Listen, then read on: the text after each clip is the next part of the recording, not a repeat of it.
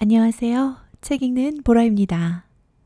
조바니 보카치오의 데카메론 중에서 6번째 날 7번째 이야기 읽어드리겠습니다. 6번째 날 7번째 이야기. 필리파 부인은 정부와 함께 있다가 남편에게 들켜 법정에 서게 됩니다. 그러나 예리하고 순발력 있는 대답으로 풀려나고 법령까지 수정하게 만듭니다. 피암메타는 진즉의 이야기를 마쳤지만 바론치 가문이 모든 귀족 가문들 중에서도 가장 정통적이라는 스칼차의 주장에 다들 웃음을 멈추지 못했습니다. 여왕이 필로스트라토에게 다음 이야기를 하라고 요청하자 그가 이야기를 시작했습니다. 훌륭하신 부인들이여, 적절한 소재를 적절한 장소에서 말하는 능력은 아주 바람직한 것입니다만 필요한 순간에 말할 수 있다면야 그 이상 칭찬을 받을 수 없겠죠. 제가 지금 들려드리려는 이야기의 귀족 부인은 그런 능력이 정말 탁월한 분이었습니다. 그분은 교묘한 화술로 듣는 사람에게 웃음과 즐거움을 선사했을 뿐만 아니라 이제 들으시겠지만 치욕적인 죽음의 함정에서 스스로를 구해냈습니다. 옛날 프라토에는 가혹하다기보다는 분명 적잖이 비난을 받을 만한 법령이 있었습니다. 간통하다가 남편에게 적발된 여자는 정부와 눈이 맞아서 그랬든 돈 때문에 그랬든 예외 없이 산채로 태워 죽여야 한다는 법이었습니다. 이런 법령이 힘을 발휘할 때의 이야기입니다. 아름답고 천성이 지극히 정열적인 필리파라는 귀족 부인이 어느 날 밤에 자기 침실에서 그 지역의 잘생긴 젊은 귀족 라차리노 데 과찰리오트리의 품에 안겨 있다가 남편 리날도 데 풀리에지에게 발각되었습니다. 14세기 전후에 과찰리오트리 가문은 프라토에서 가장 권력을 쥐고 있었으며 가문의 웅장한 저택이 오늘날에도 남아 있습니다. 역시 프라토에서 위세를 떨치던 풀리에지 가문과 과찰리오트리 가문의 오랜 적대 관계는 세상에 널리 알려져 있습니다. 그 적대 관계 때문에 풀리에지 가문은 1342년에 축출되었습니다. 한편 라차리노 혹은 차리노라는 이름이 과찰리오트리 가문 기록에 여러 번 등장하는 반면 리날도나 필리파라는 이름은 풀리에지 가문의 기록에 나타나지 않습니다. 여자는 리차리노를 아주 깊이 사랑했고 그도 부인을 그만큼 사랑했다고 합니다. 현장을 목격한 남편 리날도는 눈이 뒤집힌 나머지 당장에 두 사람을 잡아 쳐 죽이고 싶은 마음을 억누르기 힘들었습니다. 나중에 자기에게 미칠 결과를 두려워했기에 망정이지 그렇지 않았다면 분노가 치솟는 대로 그들을 죽이고 말았을 겁니다. 당장에는 정신을 차리며 참아냈지만 아내를 죽이고자 하는 마음은 억제하기 힘들었죠. 자기 손으로 그녀를 죽이는 것은 위법일 테니 도시의 법령에 호소하기로 결정했습니다. 그래서 아내의 죄를 입증할 증거도 충분했기 때문에 날이 밝자 더 이상 생각할 것도 없이 고소해버렸습니다. 자, 진정으로 사랑에 빠진 여자는 두려울 것이 없는 법. 리날도의 아내도 예외가 아니었습니다.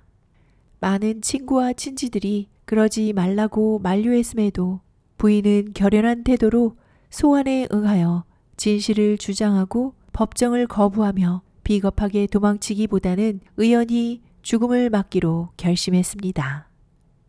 전날 밤 자기를 품에 안았던 남자처럼 용렬한 연인이 되기를 거부한 것입니다. 그래서 부인은 결백을 입증하라고 격려하는 수많은 남녀 군중들에 둘러싸여 행정관 앞으로 나아갔습니다. 그리고 행정관을 당당하게 쏘아보며 또렷한 목소리로 자기에게 요구하는 것이 무엇인지 물었습니다. 여자를 살펴본 행정관은 그녀가 참 아름답고 때묻지 않고 잘 자란 여자라는 것을 알았어요. 그리고 그녀의 진술에서 꿋꿋한 정신을 발견하고는 감동한 나머지 동정하는 마음이 올라 솟았습니다. 혹시나 그녀가 자백이라도 하여 권위를 지켜야 하는 자기 입장에서 사용을 선고할 수밖에 없게 되면 어쩌나 걱정될 정도였죠. 그러나 그렇게 해야만 했던 여자의 사정을 신문하지 않을 수 없어 이렇게 말했습니다. 부인, 보시다시피 여기 있는 당신의 남편 리날도가 당신이 간통하는 현장을 잡았다고 주장하며 당신을 고소했소. 당신 남편은 나에게 처벌을 요구하고 있습니다. 우리의 법령에 따라 사형에 처하라는 거예요. 하지만 당신이 자백하지 않는 이상 난 그렇게 할 수 없어요. 그러니 잘 생각해서 대답하시오. 당신 남편의 고소 내용이 사실입니까? 부인은 조금도 당황하지 않고 당차게 대답했습니다.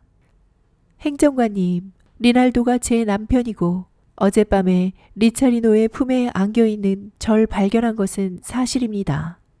그리고 우리는 전에도 수없이 사랑을 나누었습니다. 부정하지 않겠습니다. 하지만 시장님께서도 아실 줄 믿습니다만 무릇 남자와 여자는 법 앞에서 평등해야만 합니다. 법은 법을 적용받는 사람들의 동의 위에 만들어져야 합니다. 그런데 지금 우리의 경우에는 이런 기본적인 조건이 충족되지 않고 있습니다. 제가 적용을 받는 이 법은 불쌍한 여자들, 남자들보다 자기 몸을 훨씬 더 자유롭게 허락할 줄 아는 여자들에게만 적용되기 때문입니다. 더욱이 이 법이 만들어졌을 때 우리 여자들은 동의하지도 않았고 의견을 내놓을 수도 없었습니다. 따라서 대단한 악법으로 규정해야 마땅합니다. 이 악법을 시행하신다면 저의 몸과 행정관님의 영혼에 해를 끼치게 될 것이나 원하신다면 그렇게 하십시오. 다만 판결을 내리시기 전에 제 작은 부탁을 들어주시기 바랍니다. 남편이 원할 때마다 제가 한 번이라도 제 몸 전부를 양도하는 일을 거부한 적이 있는지 남편에게 물어봐 주세요. 행정관의 신문을 기다릴 것도 없이 리날도는 분명히 자기가 요구할 때마다 아내는 육체적인 쾌락을 제공했다고 바로 대답했습니다. 부인은 즉시 말을 이었습니다. 그렇다면 행정관님, 남편이 필요한 만큼 또 선택한 만큼 저를 가졌다면 그래도 솟구치는 저는 어쩌라는 겁니까? 개한테나 던져줄까요? 자기 목숨보다 더 절절히 저를 사랑하는 신사에게 선물하는 것이 썩히거나 허비하는 것보다 훨씬 더 나은 일 아닌가요? 부인에게 적용된 고소의 성격은 그녀가 사회적으로 유명한 인물이라는 사실과 함께 법정에 몰려든 프라토 시민들에게 이미 잘 알려져 있었습니다. 그들은 부인이 스스로를 변호하기 위해 행한 멋진 연설을 듣고 박장대소하며 한 목소리로 그녀가 옳으며 대단히 지당한 이야기라고 외쳤습니다. 게다가 사람들은 법정을 떠나기 전에 행정관의 제안에 따라 차후에는 돈 때문에 남편을 배신한 여자들에 한해 적용한다는 내용으로 이 가혹한 법령을 수정하기로 했습니다. 일이 이상하게 돌아가 창피를 당한 리날도는 굴욕감에 젖어 참담한 심정으로 그곳을 떠났고 그의 아내는 이제 자유롭고 당당한 여자로서 집으로 돌아갔답니다. 화형에서 부활하여 의기양양하게 말이죠. 여기까지 조반니 보카치오의 데카메론 중에서 6번째 날 7번째 이야기 들으셨습니다. 끝까지 함께 해주셔서 감사합니다. 책 읽는 보라였습니다. 오늘도 행복하세요.